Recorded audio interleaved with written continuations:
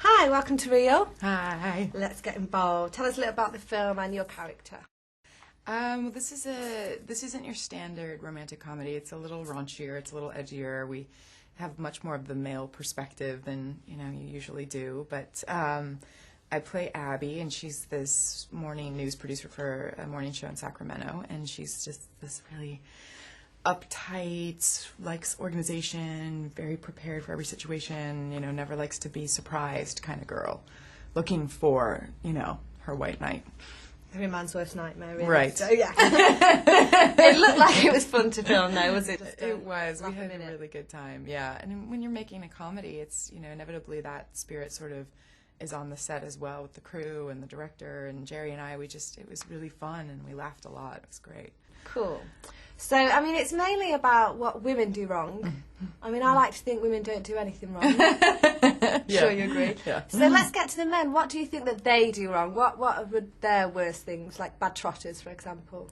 Like what? Bad trotters, bad feet. Bad shoes. trotters. Trotters. That's a cool word. I'm like, are you speaking English? No, I'm just kidding. I'm like an ugly American.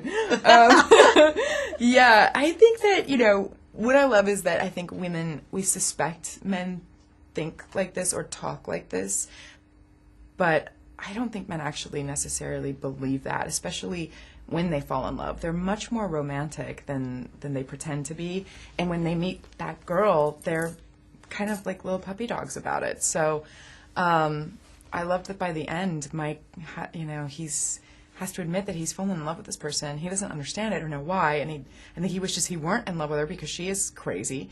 But, he is, and that's just life, and that's that. But, yeah, men absolutely have plenty of flaws. And I think women can be just as sort of superficial sometimes. Oh, yeah. We go for the physical as well. Yes, we're not the only ones. So we don't, but we do. Yeah, I know. Like we need to do a sequel where it's her ugly truth about what men should do to get the woman they want. Exactly. So, I think I'd like to hear your ugly truth on marriage, because I think for me nothing changes except that we have a nice honeymoon period. Then the football season starts. It's over, and you've got all the hassle of making a new signature. So what's your ugly truth on marriage? Yeah, it's pretty similar. I think, it took a good, 6 months of marriage to sort of find our groove. And even recently, we're still going to argue about stupid stuff, who's going to feed the dogs in the morning, and that kind of thing. It's just inevitable. You're living in close quarters with this other person who has a different style of living than you do, and you just have to learn to compromise. And that was the most important thing that both of us could do in the relationship, was compromise a little. Yeah. Indeed. So what's next for Katherine? I don't know. I'm starting a film actually in September called Life as We Know It with Josh Duhamel, and it's a little more dramatic than these, but it definitely has the romance and it definitely has some comedy. But it's the story about these two people whose mutual best friends die in a car accident and leave them with their 1-year-old daughter to raise, and they hate each other. And, oh, good. Yeah. So it's got this sort of, starts out kind of sad, but it's about these two people trying to inevitably do the right thing and be better people. So fabulous. So we work for Real Place. I always like to see how people keep it real.